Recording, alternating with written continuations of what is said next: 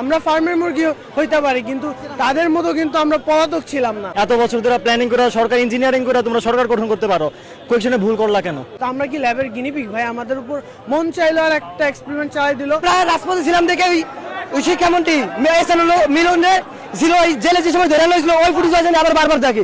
এবার পুলিশ নেবে, এবার আমরা ধরে লই যাবো। উনি তো হচ্ছে একজন জোকার ভাই, মানে এই সময় মানে ওনার মতো বড় জোকার আর মানে হইতেই পারে না। মানে উনি এক সময় বলে যে নকল আর হবে না, এখন কি মানে নকল করার কোনো যুগ আছে? ইউনূস সরকার আমল থেকে আমাদের এসএসসি শুরু হয়েছে, হয়তো বা উনি এরকম পলিটিক্স করতেছে যে আমাদের রেজাল্ট খারাপ করাবে, দেন আস্তে আস্তে ওনার আমল থেকে 27 সাল থেকে উনি আস্তে আস্তে রেজাল্ট ভালো করা শুরু করবে, যে ওনাদের প্রফিটে দেখাবে যে বিগত সরকারের ব্যর্থতা দেখাইয়া তারা নিজেদের যে মানে সফলতা তারা আস্তে আস্তে এভাবে হয়তো করতে পারে। তারপর আবার দোষ দিয়ে দিল অন্তর্বর্তীকালীন সরকারের। অন্তর্বর্তীকালীন সরকার তো প্রত্যেকটা বোর্ডের প্রশ্ন করছে, তোমরা অভিন্ন প্রশ্ন দিলে কোথেকে আনলা? আমাদের চিনি পড়া দেওয়া হয় ফাইজলামি। তাদের আইনে বসাইছে এই ক্ষমতার মসনদে আমরা ছাত্ররা, এবং আমরাই চাইলে তাদের ক্ষমতা থেকে নামানোর সম্পূর্ণ সক্ষমতা রাখি। কালকে কোনো কারণ ছাড়া লাঠি চার্জ করা হয়েছে, এটা কোনো মানেই হয় না।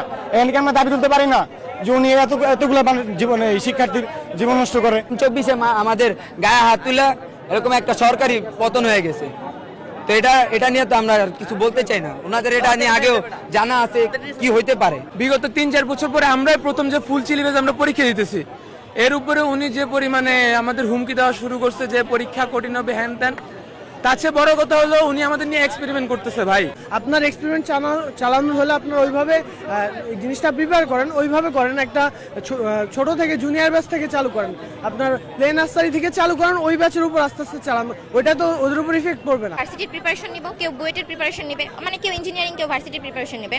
তো আমাদের সব থেকে মেইন যে সাবজেক্টগুলো পিসিএম, তো এর মধ্যে ফিজিক্স ফার্স্ট পেপার এক্সামটা আমাদের অলরেডি খারাপ হয়ে গেছে।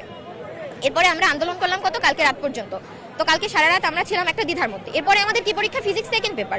যখন ফিজিক্সের মতো একটা সাবজেক্ট আমাদের খারাপ হয়ে যাবে, তখন শিক্ষামন্ত্রীর দুঃখ প্রকাশের মধ্যে আসলে কি আসে আমরা জানি না। বিগত বোর্ডের যে প্রশ্নগুলো আসার কথা, বোর্ডের প্রশ্ন না আইসা বোর্ড প্রশ্ন আমরা পড়ে যাই, পরীক্ষার খাতায় পরীক্ষার প্রশ্ন দেয় যে বোর্ডের কোনো প্রশ্ন নাই, গেলে উনি আমাদের নিয়ে এক্সপেরিমেন্ট করতেছে। ভাই আমরা তার ওনার হাতের মোয়া না যে উনি আমাদের যা ইচ্ছা তা করবে। ধাপ করে ফুল সিলেবাস, তার উপর এত হার্ড কোশ্চেন, যা বিগত 15 বছরে এরকম হার্ড কোশ্চেন করা হয় নাই। তার মধ্যে আবার আমাদের ফিজিক্সের 2টা কোশ্চেন ভুল।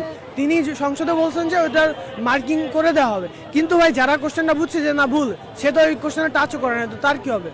তার ফিউচারের হবে কি? তাই এটার দায় নিবে কে? যে 19,500 শিক্ষার্থী পরীক্ষা দেয় না, তিনি বলছে যে চট্টগ্রাম বোর্ডের সাথে এক্সাম দেওয়া হবে, কিন্তু যারা যে আহত হয়েছে এইটার দায়ভার কে নেবে? এই বিষয়ে তো তিনি কিছু বলেন নাই। আমাদের লাইফ তো আর কোনো ইঁদুর বা গিনিপিগের মতো না, মন চাইবার আমাদের নিয়ে তারা খেলবে।